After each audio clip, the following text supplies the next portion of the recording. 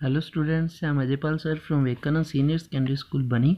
Now we start the next concept of class +1 physics. Okay, तो yesterday we discussed about the Kepler laws. तो yesterday हमने Kepler law के बारे में पढ़ा था. Okay, Kepler law 3 law थे उसके. Okay, वो हमने डिस्कशन आउट कर लिए थे. Okay, तो आप अगर किसी ने नहीं किए तो आप प्रीवियस वीडियोस के अंदर देख सकते हो. आज हम Kepler law के बेनिफिट देखेंगे कि क्या क्या केपलर लॉ बताता है हमें और क्या क्या हमें इससे पता चलता है. ओके, तो फर्स्ट केपलर लॉ का बेनिफिट क्या है, ये बताता है a force is acting on a planet due to sun. मान लो किसी प्लैनेट के ऊपर फोर्स लग रही है ड्यू टू सन. ओके, तो वो जो फोर्स की जो डायरेक्शन होगी वो सन की तरफ होगी, इज डायरेक्टेड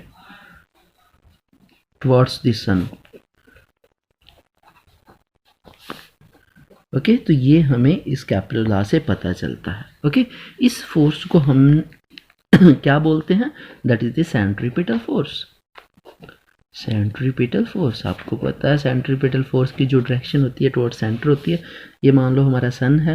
ओके, ये हमारा सन है, तो ये प्लैनेट उसके चारों तरफ क्या कर रहा है, रिवॉल्व कर रहा है. ओके, ये प्लैनेट रिवॉल्व कर रहा है, तो उसकी जो फोर्स लगती है सेंटर की तरफ टुवर्ड्स द सन होती है. ओके, ये मान लो सन है. ओके, मैं यहाँ पे लिख देता हूँ ये प्लैनेट है. ओके, तो ये केपलर लॉ हमें बताता है कि जो भी फोर्स लगेगी वो सेंटर की टुवर्ड्स लगेगी और इस फोर्स को सेंट्रीपिटल फोर्स बोलते हैं.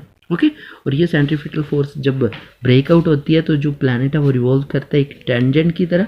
ओके, वैसे होता तो नहीं है ये, बट अगर बाई चांस ये फोर्स ग्रेविटेशन फोर्स जो लग रही है ये ब्रेकआउट हो जाए तो ये टेंजेंट की तरह मूव करेगा, उसको सेंट्रीफ्यूगल फोर्स बोला जाता है, ये आपको पता है. ओके, तो सेकेंड थिंग क्या बताता है Kepler law,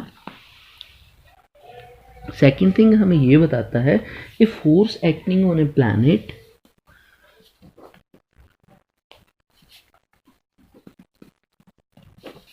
on the planet is inversely proportional to the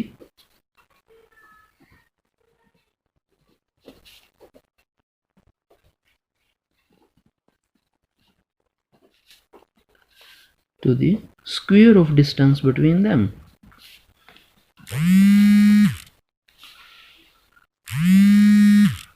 तो सेकेंड लॉ क्या है, a force acting on the planet is inversely proportional to the square of distance between them.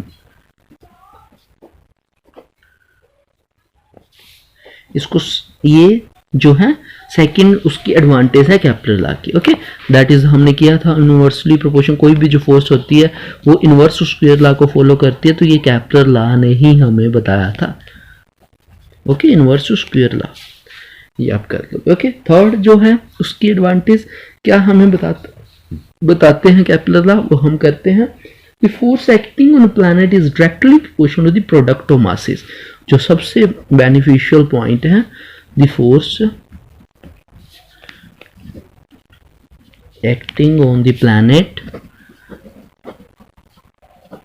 Is directly proportional to the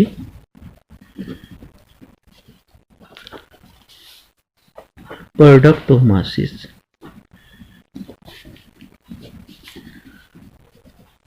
okay, तो product of masses किसका होगा, मान लो ये planet है, ये आपका सन है, तो इसके अंदर जो फोर्स लग रही है, ग्रेविटेशन फोर्स लग रही है, it's directly proportional to the, ये हम कैपिटल एम, ये स्मॉल एम, तो कैपिटल एम स्मॉल एम के प्रोडक्ट के डायरेक्टली प्रोपोर्शनल होगा, दोनों का प्रोडक्ट आएगा. ओके, तो ये भी हमें कितने ही कॉन्सेप्ट के अंदर ये वाले कॉन्सेप्ट यूज किया जाता है, ये आपको पता है. ओके, तो ये थ्री जो उसके एडवांटेज है ये हमने डिस्कशन कर लिया. ओके, नेक्स्ट हम स्टार्ट करते हैं ग्रेविटेशन. क्या होता है ग्रेविटेशन, आपको पता है ग्रेविटेशन किसे बोलते हैं,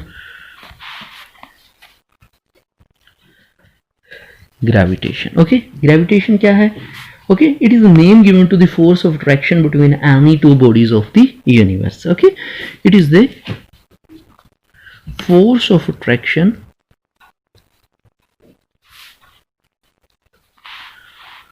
ये एक तरह की फोर्स ऑफ अट्रैक्शन है between any two bodies of universe which have mass. जिनका मास होता है। ओके, इसको ग्रेविटेशन बोला जाता है। तो हम आगे करते हैं न्यूटन्स लॉ ऑफ ग्रेविटेशन, जिसको हम यूनिवर्सल लॉ ऑफ ग्रेविटेशन भी बोलते हैं। यूनिवर्सल लॉ ऑफ ग्रेविटेशन क्या होता है? यूनिवर्सल या न्यूटन्स लॉ ऑफ ग्रेविटेशन क्या होता है? ओके, तो ये हम डिस्कशन आउट करते हैं। आपको पता है it states that every body in the universe attract every another body. Universe के अंदर जितनी भी बॉडीज हैं वो एक दूसरे को क्या करती हैं? अट्रैक्ट करती हैं। ओके, विद ए फोर्स, एक फोर्स के द्वारा, okay, which is directly proportional to the product of their masses. जो फोर्स होती है वो डायरेक्टली प्रोपोर्शनल होती है प्रोडक्ट ऑफ देयर मासेस की। ओके, तो ये हम यहाँ पे लिखते हैं in the universe every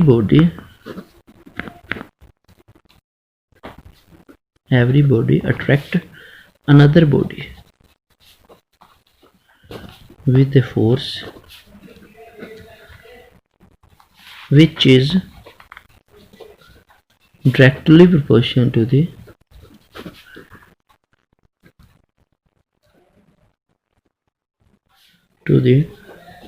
product of masses and inversely proportional to the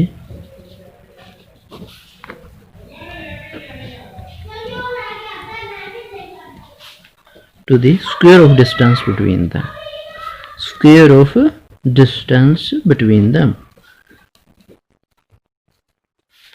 तो this is known as universal law of gravity. ये तो उनका मास हो गया, ये इनके बीच में डिस्टेंस हम r लेके चलते हैं। मान लो ये a पॉइंट है, ये b।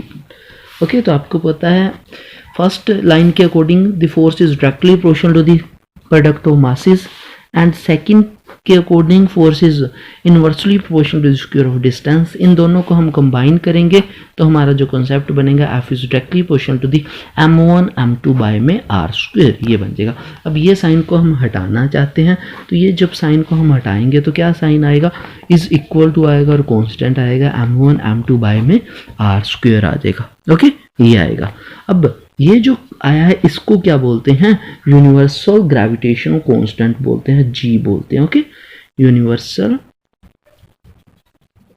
Gravitational constant. Okay, universal और इसकी वैल्यू आपको पता है कितनी होती है? G की वैल्यू फिक्स होती है 6.67 इंटू 10⁻11 न्यूटन मीटर स्क्वायर पर kg -2। ओके, तो ये इसकी जो है वैल्यू है, ये आपने याद रखनी है। ओके, तो आज हम इतना ही करेंगे। तो I hope you understand this concept. Okay, तो take care, stay home, stay safe, bye. Okay, आपने जितना ये मैंने करवाया है आपने अच्छे से इसको पढ़ना है, नोट्स बना सकते हो। ओके, इसका आपका टेस्ट लिया जाएगा। ओके, तो टेक केयर, बाय।